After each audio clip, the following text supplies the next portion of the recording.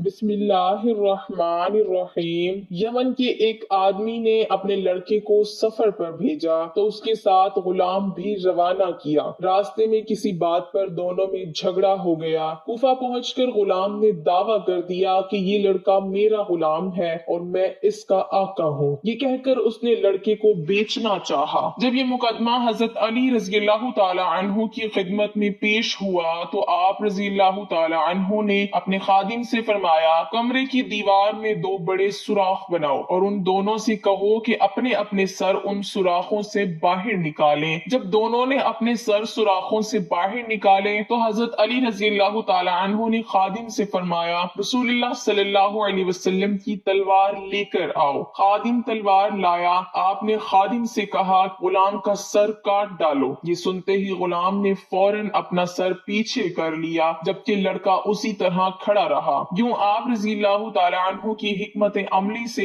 معلوم ہو گیا کہ غلام کون ہے۔ ایک مرتبہ حضرت علی رضی اللہ تعالی عنہ کے پاس ایک شخص کو چوری کی الزام میں لایا گیا۔ ساتھ گواہی دینے والے دو لوگ بھی موجود تھے۔ حضرت علی رضی اللہ تعالی عنہ دوسرے کام کی طرف متوجہ ہو گئے۔ پھر آپ رضی اللہ تعالی عنہ نے جھوٹے گواہوں کے بارے میں فرمایا، جب بھی میرے پاس جھوٹا گواہ آیا ہے تو میں نے اسے سخت سزا دی ہے۔ کچھ دیر بعد آپ نے ان دونوں گواہوں کو طلب کیا تو معلوم ہوا کہ وہ دو جھوٹے گواہ پہلے ہی فرار ہو چکے ہیں، لہٰذا آپ رضی اللہ تعالی عنہ نے ملزم کو بری کر دیا۔ ایک مرتبہ دو آدمی ہم سفر تھے، ایک کے پاس 5 روٹیاں تھیں اور دوسرے کے پاس 3۔ کھانے کا وقت آیا تو راستے میں ایک جگہ دونوں ٹھہرے اور وہ روٹیاں اکٹھے کر کے دونوں کھانے کو بیٹھے۔ اتنے میں ایک تیسرا شخص بھی آ گیا۔ انہوں نے اس سے کہا، آؤ بھائی، کھانا حاضر ہے۔ اس شخص نے یہ دعوت قبول کر لی اور وہ ان کے ساتھ کھانے میں شریک ہو گیا اور تینوں نے مل کر وہ روٹیاں کھا لی۔ کھانا کھانے کے بعد وہ تیسرا شخص 8 درہم ان دونوں کو دے گیا اور کہہ گیا کہ آپس میں بانٹ لینا۔ چنانچہ جب وہ دونوں ان 8 درہموں کو بانٹنے لگے تو 5 روٹیوں والے نے کہا کہ میری 5 روٹیاں تھیں، اسی لیے میں 5 درہم لوں گا، اور تیری 3 تھی تو تم 3 درہم لوگے۔ 3 روٹیوں والا کہنے لگا،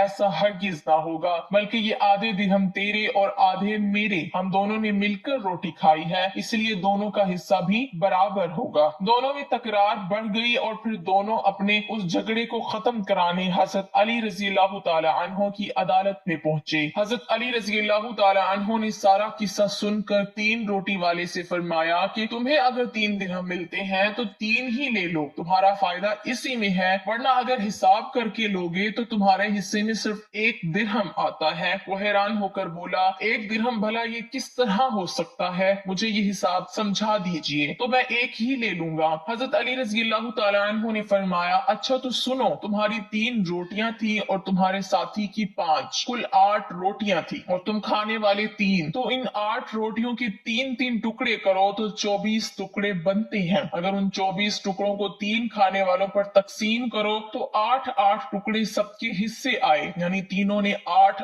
ٹکڑے کھائے، 8 تم نے، 8 تمہارے ساتھی نے اور 8 تمہارے مہمان نے۔ اب سنو کہ تمہاری 3 روٹیاں تھی، ان 3 روٹیوں کے 3 ٹکڑے کریں تو 9 ٹکڑے بنتے ہیں، اور تمہارے ساتھی کی 5 روٹیاں تھی، ان 5 روٹیوں کے 3 ٹکڑے کریں تو 15 ٹکڑے بنتے ہیں۔ تو تم نے اپنے 9 ٹکڑوں میں سے 8 خود کھائے اور 1 ٹکڑا مہمان نے کھایا۔ اب انصاف کے مطابق تم کو 1 درہم اور تمہارے ساتھی کو 7 درہم ملیں گے۔ یہ فیصلہ سن کر وہ شخص حیران رہ گیا اور مجبوراً اسے 1 ہی درہم لینا پڑا، اور دل میں کہنے لگا کہ 3 ہی لے لیتا تو اچھا تھا۔ ایک وصیت کی، جب تم میرے لڑکے سے ملاقات کرو تو اس میں سے جو تم چاہو اس کو دے دینا۔ اتفاق سے کچھ روز بعد اس کا لڑکا وطن واپس آ گیا، پر آپ رضی اللہ تعالی عنہ نے اس آدمی سے پوچھا، بتاؤ تم مرحوم کی لڑکے کو کتنا دو گے؟ اس نے کہا 1000۔ آپ نے فرمایا اب تم اس کو 9000 درہم دو گے، اس لیے کہ جو تم نے چاہا وہ 9000 ہیں، اور مرحوم نے یہی وصیت کی کہ جو تم چاہو وہ اس کو دے دینا۔ حضرت علی رضی اللہ تعالی عنہ کی ذہانت کا اندازہ اس واقعے سے لگایا جا سکتا ہے۔ ایک ہلکی داڑھی والا شخص حضرت عمر بن خطاب رضی اللہ تعالی عنہ اور حضرت علی رضی اللہ تعالی عنہ کے پاس بیٹھا تھا۔ اس کی آنکھیں اندر کو دھسی ہوئی تھی،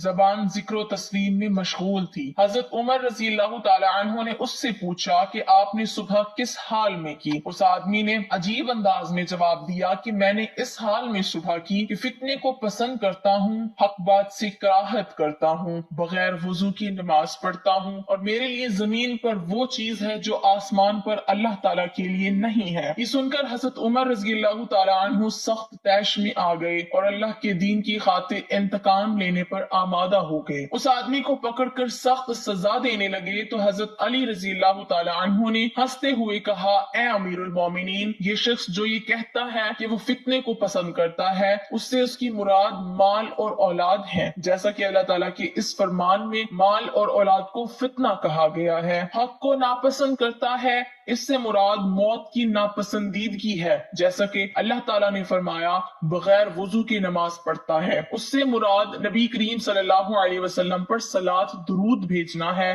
ظاہر ہے کہ صلاۃ کے لیے وضو ضروری نہیں ہے، اور اس نے جو یہ کہا کہ اس کے لیے زمین پر وہ چیز ہے جو آسمان پر اللہ تعالیٰ کے لیے نہیں ہے، اس سے اس کے مراد بیوی بچے ہیں۔ ظاہر ہے کہ اللہ کی نہ بیوی ہے نہ اولاد ہے، وہ ذات تو یکتا ہے، بے نیاز ہے، نہ اس کی اولاد ہے نہ وہ کسی کی اولاد ہے، اور اس کا کوئی ہم سفر نہیں۔